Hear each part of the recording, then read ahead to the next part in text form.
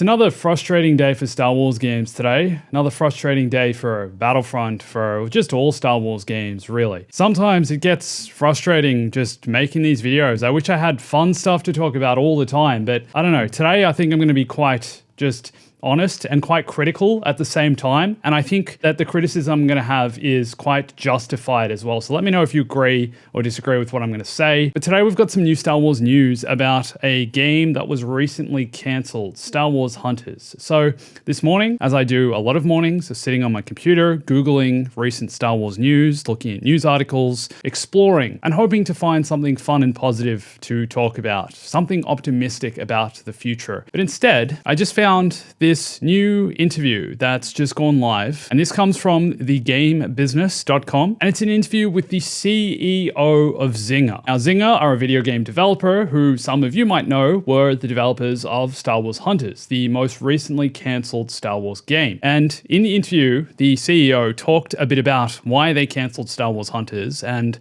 their thoughts on that game and their, I guess, goals even with that game. And I personally just found some of the comments kind of frustrating. I'm going to go over them today. But please subscribe so hopefully I can bring you more exciting Star Wars news soon. Hey everyone, it's Andrew.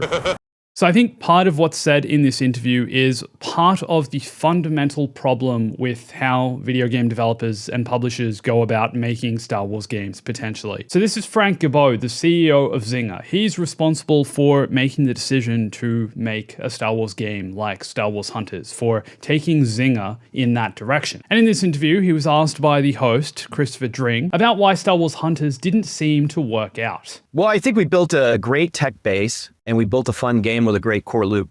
Problem was it wasn't a viable business. So he says it wasn't a viable business. Okay, so what does that mean? What does he mean by that? We had some issues with how we could explore the intellectual property in the game. Could you play Darth Vader? Could you not? That sort of thing. Whoa. So you're saying if you let us play as Darth Vader, Star Wars Hunters would have been a success? He's saying they had some issues with the intellectual property of Star Wars. To me, this means Lucasfilm said no to a bunch of pitches they had, probably about characters and locations they wanted to use. And here he's using Darth Vader as the example. So what I'm taking from this is that Zynga went to Lucasfilm and said, hey, we want to build a Star Wars mobile game, and we want to have some of the main characters of Star Wars in it and for you to play as them. For example, Darth Vader. Lucasfilm then probably said no, probably because Darth Vader's been in a lot of Star Wars games recently, Jedi Fallen Order, Jedi Survivor, he's in Battlefront 2, he's in Star Wars Outlaws. Now, I can understand part of this on Lucasfilm's part, not wanting to overuse big characters and just rely on them in every Star Wars property, but I also don't think that's the whole issue here. But basically, even though he said they were able to build a game that ran smoothly, they weren't able to make it profitable in the long run. And ultimately what we found was we ended up with a cross-platform game on Switch and mobile that ran perfectly. It was fun, but it didn't engage over the long term, and it wasn't a viable business. So where is the problem actually coming from here? Because Star Wars Hunters is the casual kind of Star Wars game I think most players would agree we never really needed. Star Wars games, in my opinion, should be about fulfilling some kind of Star Wars fantasy, for putting you in the Star Wars universe, making you feel like you're a part of that world and immersing yourself in it, giving you that sense of escapism that watching the films achieves. If you look at every successful Star Wars game, they all achieve this, but Star Wars Hunters was never going to be one of these games.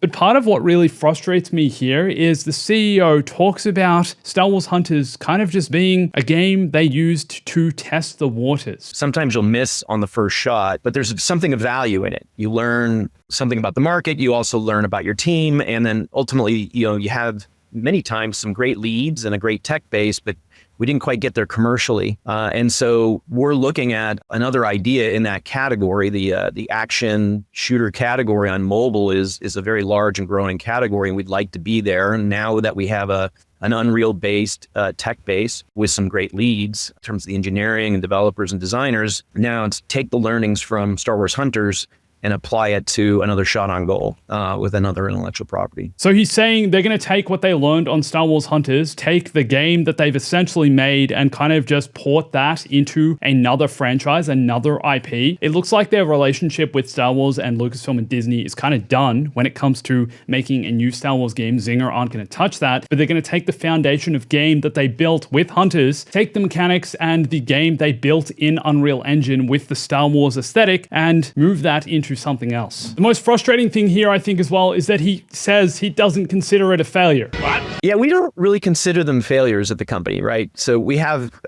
for the point that you made earlier in this conversation, it's very difficult to get new products out on mobile in a successful way. So you're going to have a lot of misses, and you have to have a strong stomach, and you have to have a culture for learning that's oriented to, hey, it missed. Why did it miss? Why don't we try this instead?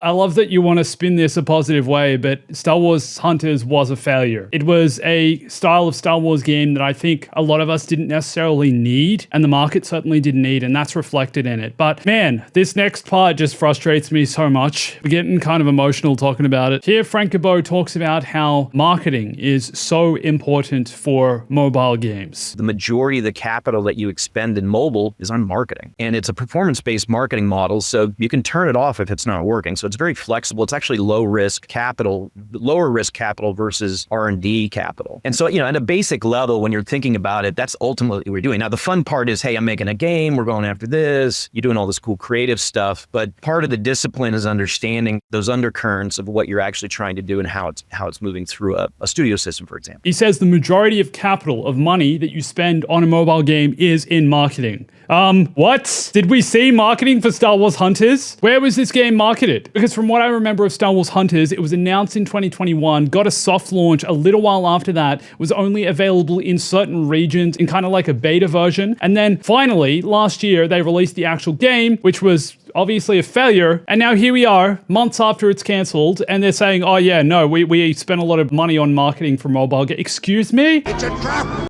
I don't know, maybe I'm being too harsh with this. I definitely enjoyed parts of Star Wars Hunters, man. I'm not saying it was an awful game. I definitely had a good time at parts. It was fun. It was fun to play, Did I want to keep picking it up over and over again? Not necessarily. Was it good as like an every now and then casual style of Star Wars game? Yeah, sure. Why not? But I'd still take Battlefront over that any day. Battlefront is technically still a casual Star Wars game. And in so many ways is so much more immersive and leans into that escapism I was talking about earlier. But man, this is just like, number one, we know the game failed. Number two, we don't see it as a failure though. We see it as research. Number three, we're going to take what we learned in this game and apply it to another game that's not a Star Wars game. And then also number four, the most we spend, maybe I didn't see the budgets, man. Maybe there were ads going around for Star Wars Hunters that I didn't see. I certainly didn't see much marketing for it though. Maybe it was in different regions. Maybe they marketed the game in different regions that I'm not aware of, that I haven't seen. Overall, just another frustrating message here though, guys.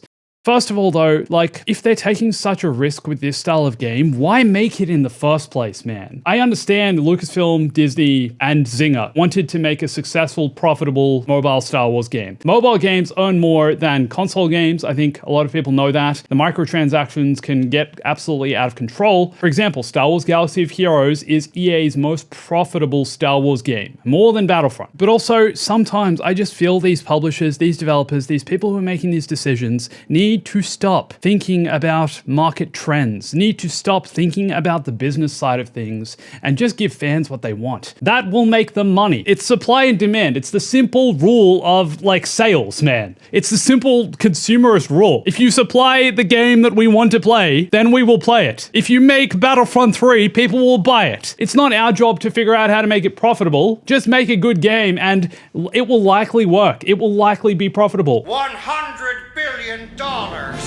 The frustrating thing here as well is that so many of these people just see this as a business, which it is. I understand that. Everything's a business. Everything at the end of the day is about money. Star Wars is about money. Gaming is about money. They're making these styles of games. They understand the risk that's involved to hopefully create a successful financial business model. That's what they're trying to do here. It's a profit. But until someone is given the freedom and funding to just make the ultimate Star Wars game that everyone wants, then we're only going to continue to see this trend. We're only going to continue continue to see the trend of cancelled, frustrating Star Wars games. For comparison of this though, for contrast of this, take the Jedi games, Jedi Fallen Order, Jedi Survivor. For years, people had been talking about the need for a new Star Wars lightsaber game, right? The need for a new single-player, story-driven, strong, third-person, action-adventure Star Wars game, and they delivered that with Jedi Fallen Order and Jedi Survivor. Both great games, both have sold well. Unfortunately, probably haven't made anywhere near as much money as a mobile game like Galaxy of Heroes, or potentially even, like, surely they made more than Star Wars Hunters. But genuinely, those are the games that will do well. Another example of this, I think, is Star Wars Squadrons, right? With Squadrons, I feel like the developers were given pretty much free reign to create the Star Wars Starfighter game that they wanted. It's pretty hardcore, and it's truly quite the love letter towards the old X-Wing and TIE Fighter games. You can see how influenced it was by those games. And Squadrons turned out to be a great game. Did it make Lucasfilm and Disney and EA a lot of money though? Probably not, unfortunately. Which is where the problem here lies once again. Make niche Star Wars game that one part of the community wants. That part of the community will buy the game, play the game, enjoy the game, but it's probably not going to make a lot of money in the long term. You know what the solution is? Literally, simple as this may sound, and as dumb as this may sound, make Battlefront 3. Look familiar? I would be so fine if there were cosmetic microtransactions in the game. Make us buy additional skins and weapon wraps and appearances, that kind of stuff. Sure, don't lock Darth Vader behind a paywall. That is a ridiculous thing to do, which they hopefully have learned from with the Battlefront 2 launch. But it feels like, yes, even though it will require a lot of capital and a lot of money to make in the first place, and a lot of risk and a lot of years of development, the results will be endless. If they get it right, they will make so much money, like so much money, and can literally stop fluffing around with these other Star Wars projects that very few people want. I told you guys I was going to be kind of critical today. I feel like I'm being reasonable at the same time. I'm just proving my point, our point, the community's point, right, once again, that this is not the solution, this is not the answer, this is only the road to more frustration. Give us the Star Wars game we've always wanted, and we will be happy. Do it. I'm gonna keep fighting, guys. I'm gonna keep making videos, even though it is frustrating and it's getting me emotional talking about it. But man, I'm gonna keep doing it because this is what we need. It's what we want. So support me, help me in this cause. Keep sharing Battlefront 3 everywhere, please. Subscribe to my channel, and hopefully we can finally get some of the Star Wars games that we actually want, like Battlefront 3. You can also follow me on Instagram, Twitter, join my Discord and TikTok for more. Watch this video for more Star Wars, and thanks for watching this. Always remember, stay bombastic.